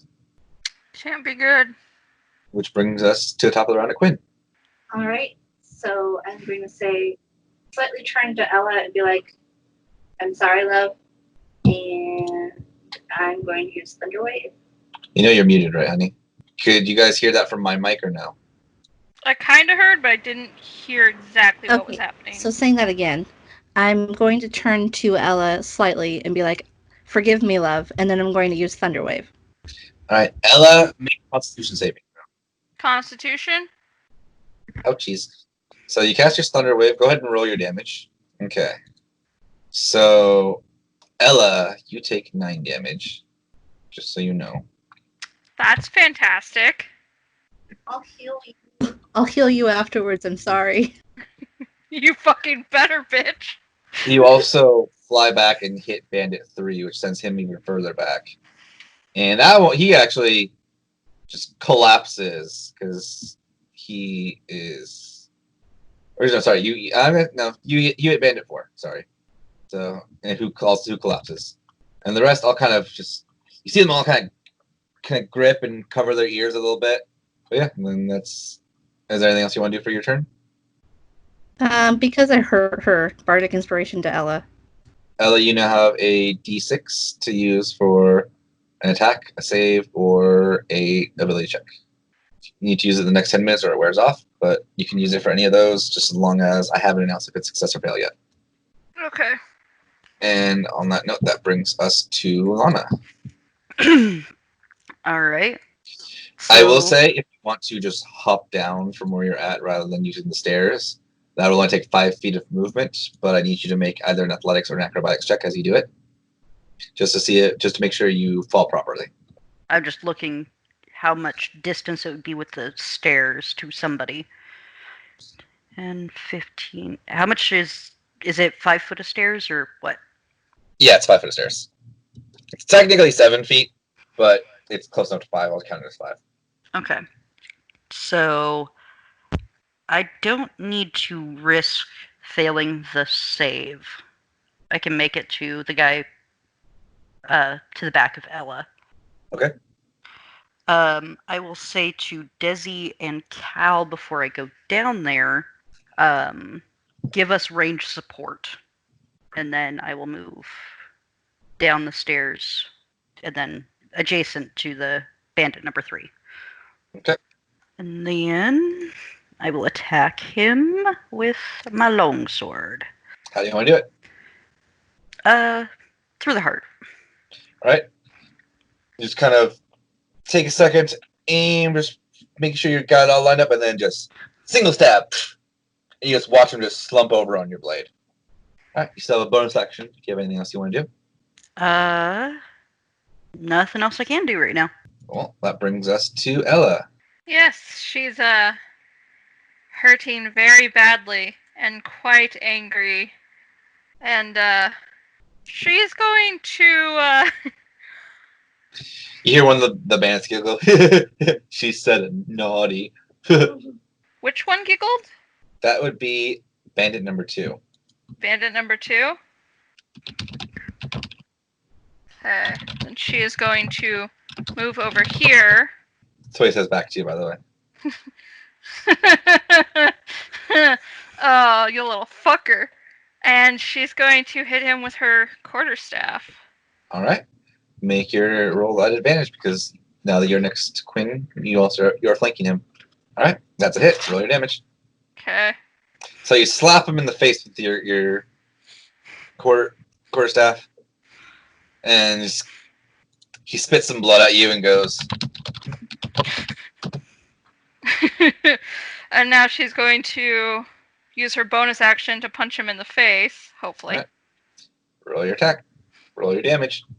How do you want to do it? She's gonna good old just clean across the face punch.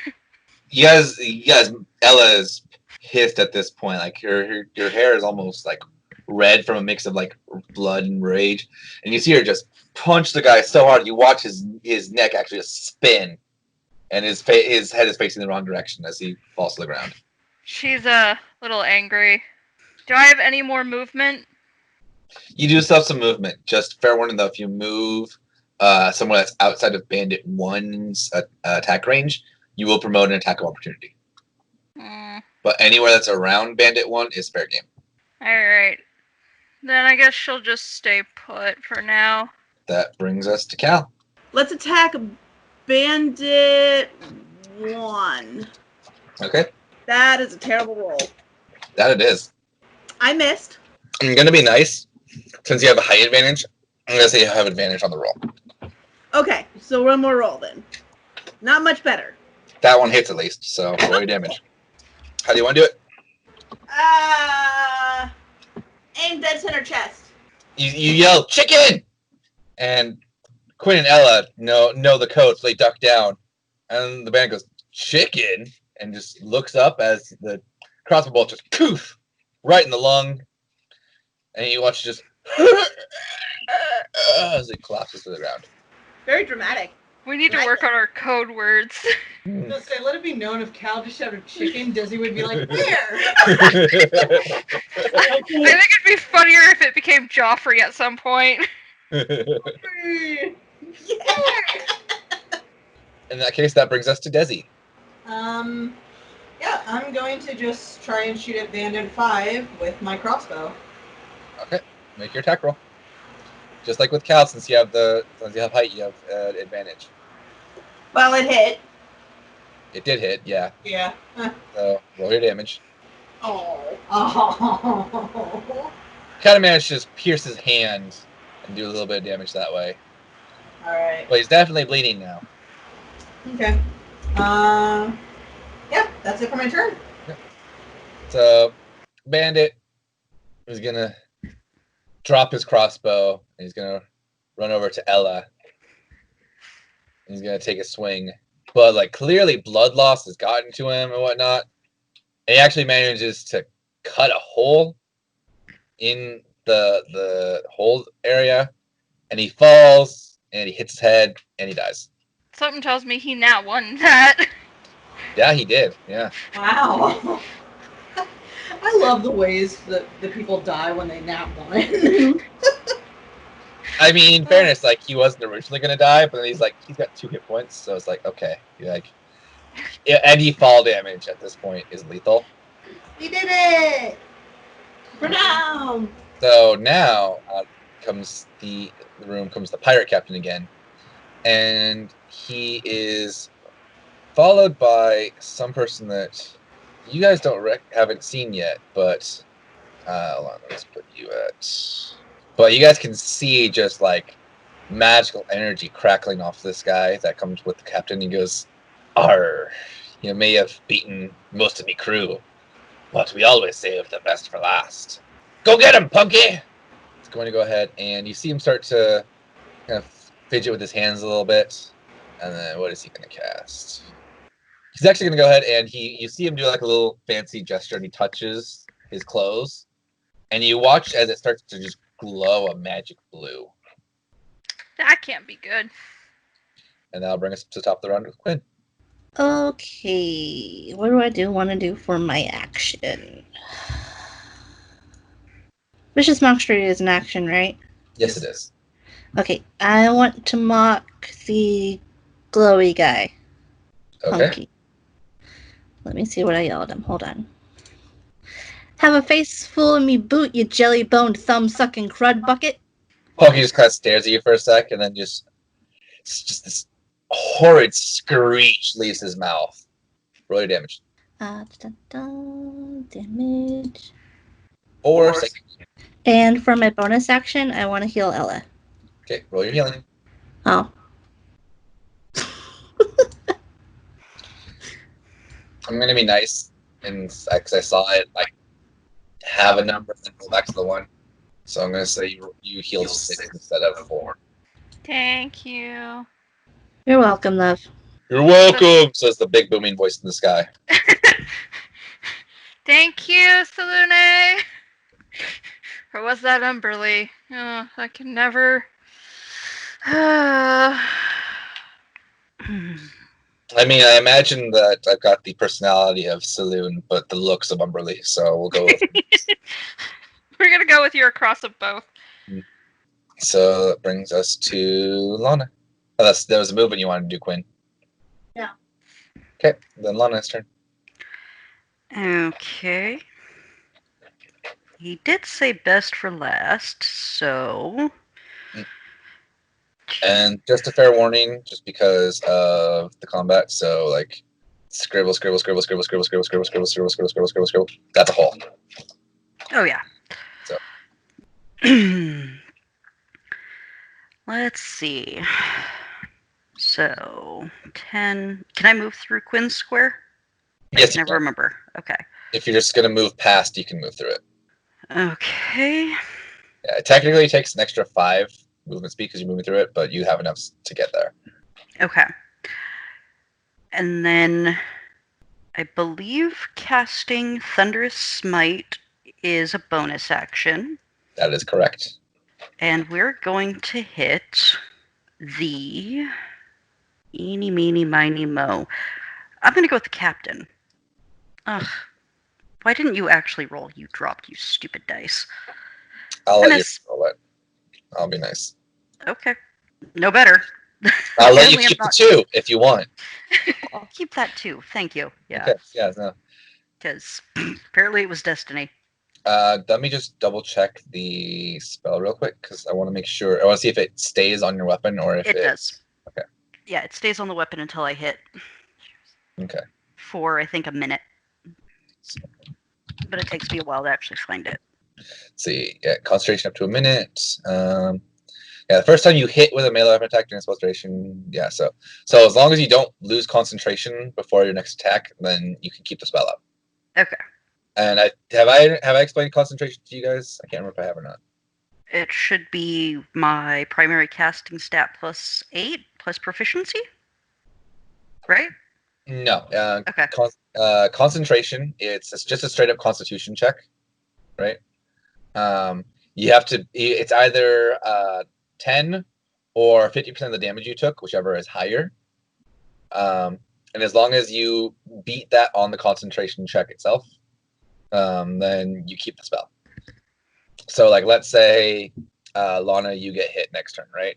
We'll say it's like 3 damage, just because then what you would have to do is you'd make a Constitution check, and you'd have to beat 10.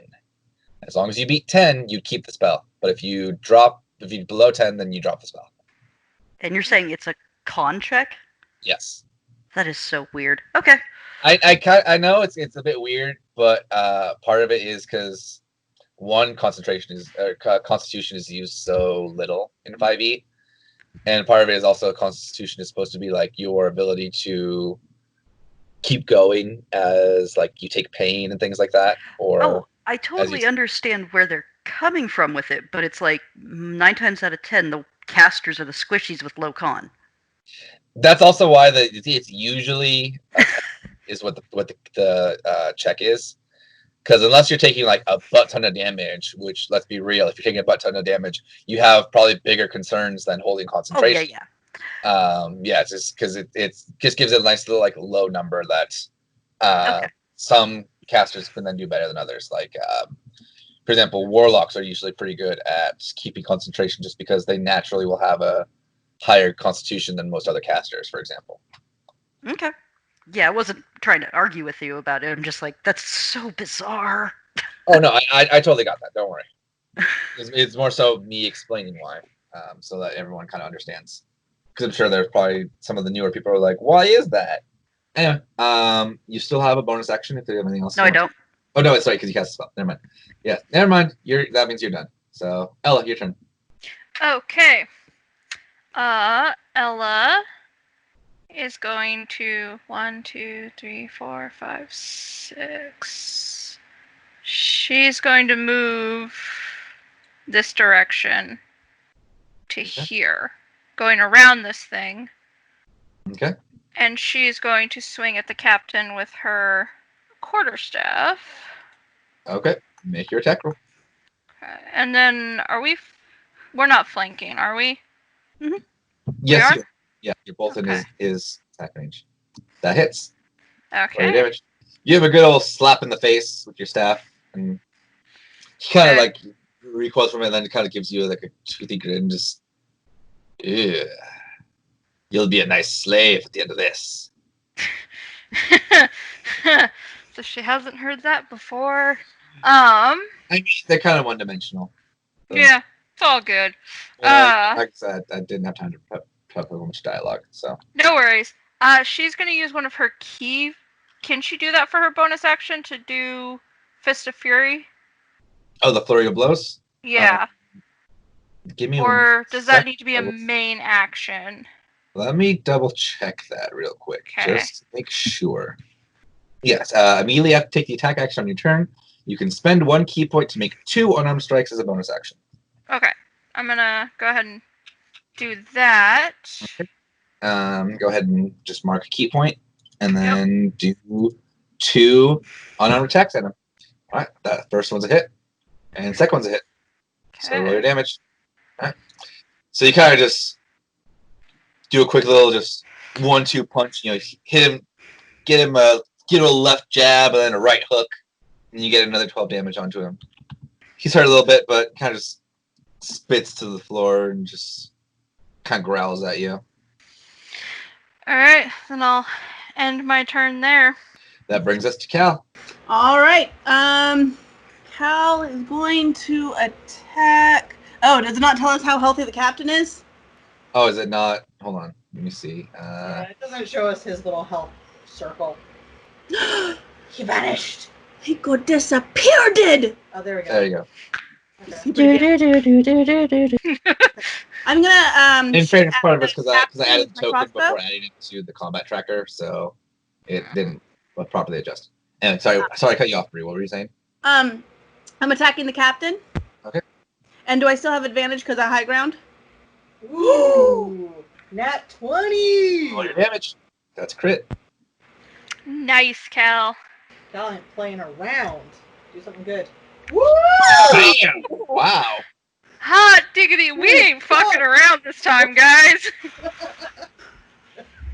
So you managed to just fire a shot and you pierce him right in the eye.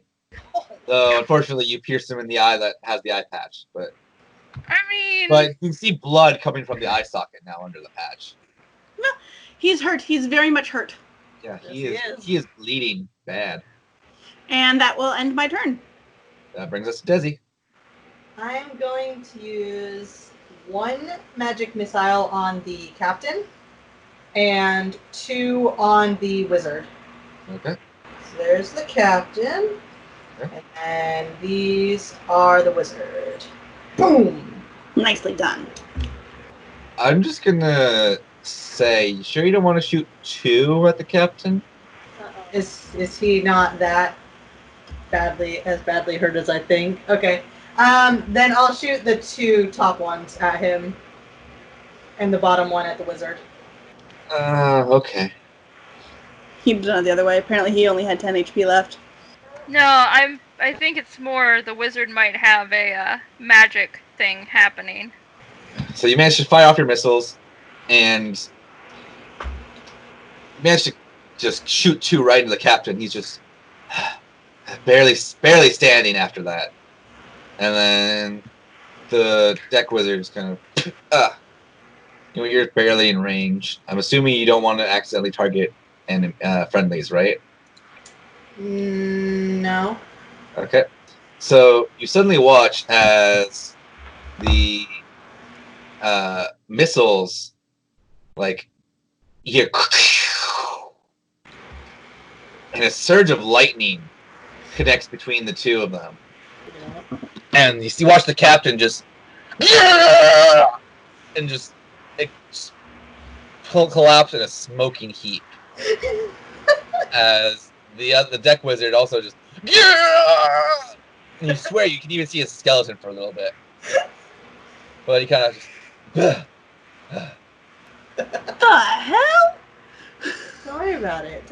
So for reference, wild magic just kicked in. I figured. And this one was up to 3 creatures you choose within 30 feet of you take 4d10 lightning damage. And I was going to say, since you're using a spell that's longer than 30 feet, then I was going to base it from the spell. And since you said you didn't want to hit friendlies, just those are only 2 options. So I prefer not to hit Ella or Lana. yeah. And it does say up to. It doesn't say pick 3. It's up to 3. Okay. Ella definitely appreciates that. Yeah, Should she's I had not enough friendly do it fire today? for one day. Yeah. So Mr. Wizard is now. So he's going to go ahead and take a special spell.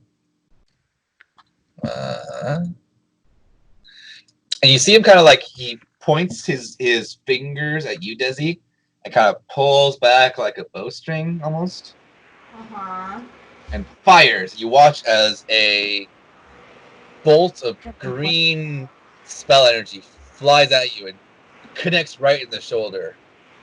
Oh. And you take 8 acid damage Ooh. as he rolls a bunch of 1s. Okay. And that brings us to Quinn. Okay, so he's pretty much almost down for the count, right? Yeah, he's clearly bleeding. Okay, I'm gonna mock him. And I'm gonna say, you're not half the man your mother is. He's going to do another screech at you. At this time, he also manages to yell. Oh no. Anything else you want to do for your turn? I want to move over here. Okay. Brings us to Lana. Just for my own information, the door he came through is still open, right? Yes, it is. Okay.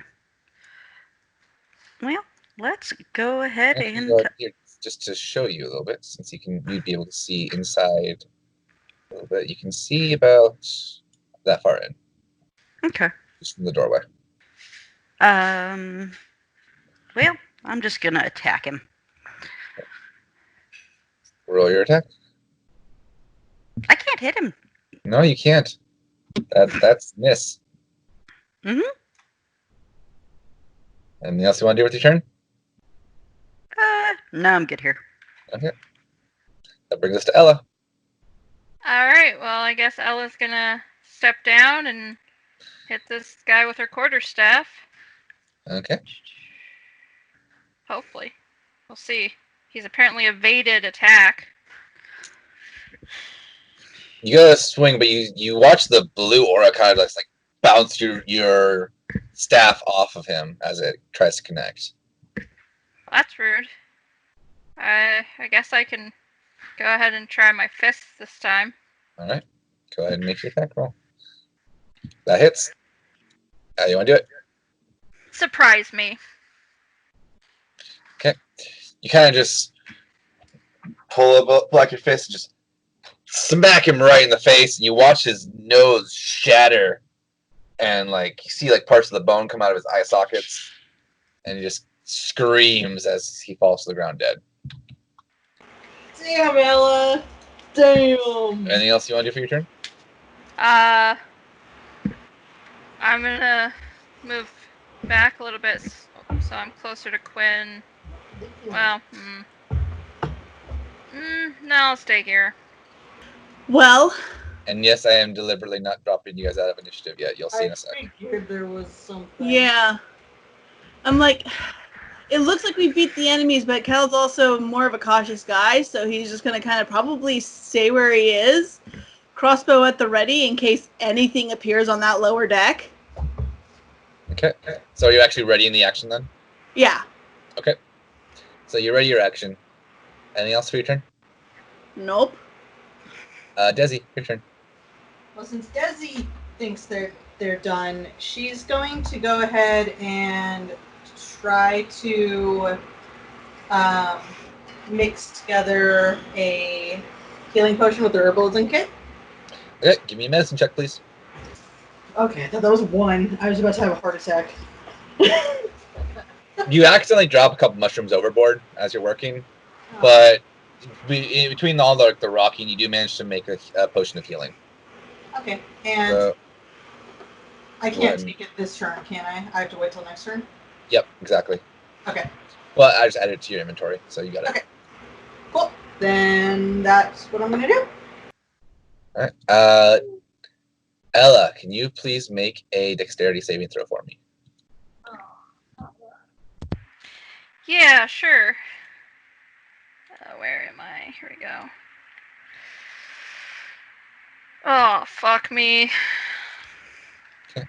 Time and place. Not now, Quinn. So Not now. the two doors that are right in front of Ella just suddenly burst open. Ella, you actually take one right to the face and get knocked Oof. back a little bit as you Ouch. take 2 damage from that. As the first mate and the bassoon have now come running up. Bassoon. That sounds Yes. bad. Or I don't know if that's actually how you're supposed to say it, but it's BOSUN, like bosun or something like that. I don't know. Yeah, they come up and go, Yahar! Yahar! Almost like little brothers. And let's see, they're actually both gonna go ahead and take a swing at you, Ella, since you're right in front of them. That's fucking rude. I'm just standing here. I mean, maybe you shouldn't have blocked the door. That's fair. Let's go ahead and he whips out his long sword, and he goes to take a swing. The first one manages to connect, but the second one goes wide. But it's okay, because the first one is all he needs, because Ella, you are now down. That's great. Fantastic. Nice knowing you fuckers. And seeing this, the bassoon is kind of gives a hearty laugh, and he runs over to Quinn. That's the first mate. Oh, this is the first mate. Oopsie, yeah, sorry. Oopsie. Thank you. I get an attack of opportunity? I will say yes, you do, because of where he is. So go ahead and roll your attack. Roll your damage. Okay, so first is the longsword damage. Okay. And then the thunderous smite. Thunderous smite, yep. And he would fly 10 feet backward once I hit him. Okay, so you smack him, and he actually goes flying back down the stairs. And let's see, that's first off. All right, let me just find falling damage real quick.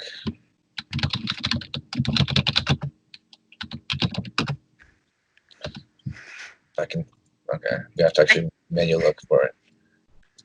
I hit when it counts, I guess. I guess Thank you, so. Lana. You smack him back down the stairs, and you hear like a shattering of glass as he lands, and just like, ah! Hey, I'm proud. I one hit killed a guy. Woot. Yep. Just had a little help from gravity. Okay. So Quinn's turn. Let's mock the first mate. Go slam your head on a marlin spike, you pig-faced, butt-scratching, scurvy baboon. First mate kind of I started throwing up a little bit. Roll your damage. All right. Anything else you want to do with your turn? Yeah, heal Ella. All right, healing word. Ella, you are back up at 5 HP. And that brings us to Lana. Ella is conscious right now, correct? Yes, she just got 5 HP from Quinn. She is conscious and getting back up. Okay. So She is still very bloody, but she is awake. Yeah. I will move here and attack this guy with my longsword. All right, roll your attack roll. That's a hit. Apparently, don't hit my Ella. And so you managed to do a nice clean cut down his chest, and he kind of starts bleeding pretty badly. Anything else? Nope. All right. That brings us to Ella's turn. Alright. She's gonna swing at this guy with her quarterstaff. You seem to like rolling ones with your quarterstaff, don't you? Yeah, you know, I have a particular style I like to keep with, and apparently it seems to be ones. Yep. So you kind I'm of gonna have to talk to her about that. take a swing at his leg, and you get him like right in the back of the knee, but he's still standing, so he's clearly hurt. I'm gonna hit him with my fist this time. Okay. You go ahead and take your swing at your fist, but you punch into his armor and kind of hurt your hand a little bit. That's rude. Anything else? Still have your movement. No, I'm good. Okay. That brings us to Cal. I am going to use my crossbow and attack him. Okay. Make your attack. How do you want to do it? Aiming for the chest again. All right. Do another just clear lung shot. Just watch the life just drain out of this guy's eyes, and he collapses to the ground. And guess what, guys? Are we out of initiative? We're out of initiative. Yay! We did it! We survived the ship. Yes. I want to search the wizard's body Okay. specifically. Do you want to take the healing potion first? we're going to search everybody, but I specifically would like to search the wizard just because magic. Okay. That's all I got. So you find a quarterstaff on him, and just a couple of just random knickknacks, nothing really too valuable, and you find a sack that's got about 10 gold in it. I'm assuming you shared To with start the just party? searching the dead. Yeah. Desi, are you sharing what you found on the wizard with the party? Yes. Okay. What did I miss? Desi We won. found 10 gold in the quarterstaff on the deck wizard after searching. Checking out the rest of them, though.